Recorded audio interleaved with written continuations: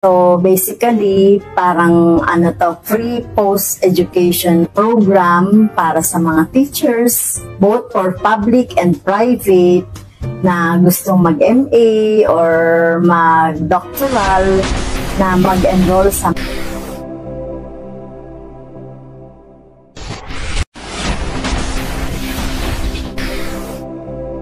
Hello mga beshi, lalo na dun sa ating mga teachers, sa public and private school dyan.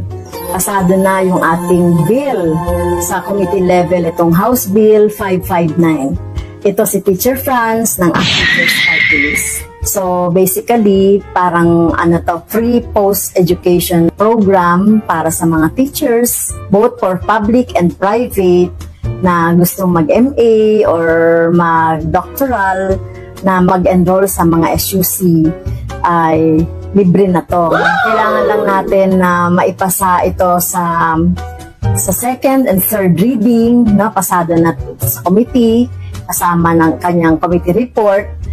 At hopefully, bago matapos ang 19th Congress, ay mapakinabangan na natin ito. Lalong-lalo na ito sa mga teachers na alam naman natin na napakaliit ng sweldo, hindi natin ma-afford, no, yung pagbabayad ng mga tuition para sa ating pag-enroll sa MA or sa doctoral. Ito na yung yung batas para mabigyan tayo ng pagkakataong makapag-aral, no, ng libre sa mga SUC.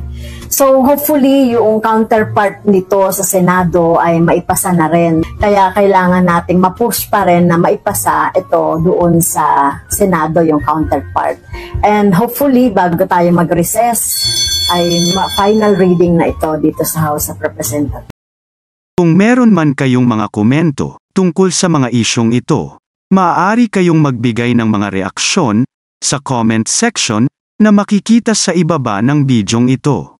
Maraming salamat, at kung ikaw ay interesado ng mga bidyong tulad nito, mangyaring suportahan ang channel na ito sa pamamagitan ng pagpindot ng like, pag-share ng mga video, at kung bago ka pa lang sa channel na ito, please subscribe sa channel na ito at pindutin ang notification bell at piliin ang all upang maabisuhan ka para sa mga paparating pang mga videos.